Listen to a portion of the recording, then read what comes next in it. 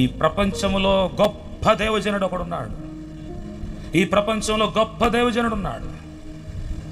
ఆయన మించిన గొప్ప దైవజనుడు లేడు. ఆయన మించిన గొప్ప ప్రసంగికుడు లేడు. ఎవరో తెలుసా? మీ సంఘ కాపరి. చప్పలు కొట్టి ప్రభుని. మేమేదో ఇలాంటి బట్టలు వేసుకొచ్చి అలా మెరిసి బెతెస్దా కోనేరులో దూత నీళ్లు కదిలించి వచ్చినట్టు వెళ్ళిపోతావు సంవత్సరానికి వచ్చి ఒక్కో ఊరు తిరిగి. కానీ నువ్వెక్కడున్నా, నువ్వు ఏ దేశంలో ఉన్నా, సముద్ర అవతలు ఉన్నా, సముద్ర యువతలు ఉన్నా, నువ్వు విమానం దాటి వెళ్ళేంత దూరంలో ఉన్నా, ఈ రాత్రి దూరదేశంలో ఉన్న వారికి చెప్తున్నాను, నీ కొరకు ప్రార్థించేవాడు ఒకే ఒక్కడు, అతడు నీ సంఘ కాపరి మాత్రమే. మీ ముఖాలు నాకు తెలుస్తున్నాయి కానీ మీ సమస్యలేంటో, మీ సంగతులేంటో నాకు తెలియదు. కానీ మీ సంగతులు, మీ సమస్యలు, మీ స్థితులని తెలిసిన వాడు నీ దైవజనుడు ఒక్కడే.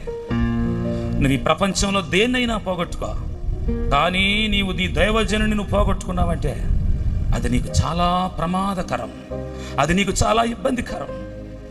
ఎన్ని సమస్యలు వచ్చినా, ఇరుకులు వచ్చినా, ఇబ్బందులు వచ్చినా, నేను ఏ స్థలానికి వెళ్ళినా అదే చెప్తున్నాను. నాలాంటి బోధకులు ఎంతమంది ఏ ప్రాంతాల్లోకి, మీ ప్రాంతాల్లోకి వచ్చి నేను ఒకే మాట చెప్తాను, నీ స్థానిక దైవజనుని మించిన గొప్ప ప్రసంగికుడు లేడు నీ దృష్టిలో.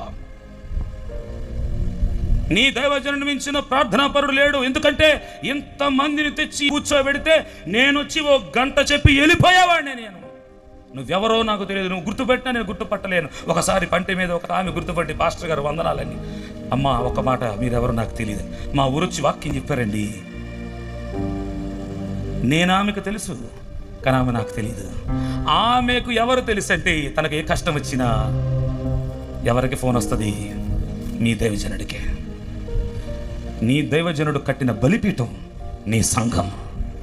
నీ సంఘములో కట్టబడిన ఆత్మ సంబంధమైన బలిపీఠము, బల సూచకమైన మందసములో ఈరోజు నీవు ఒక సింహాసనాసీనుడైన దేవుని బిడ్డగా, సైనికుడిగా, కత్తి దూసేవారు లెక్కించబడ్డారు కదా.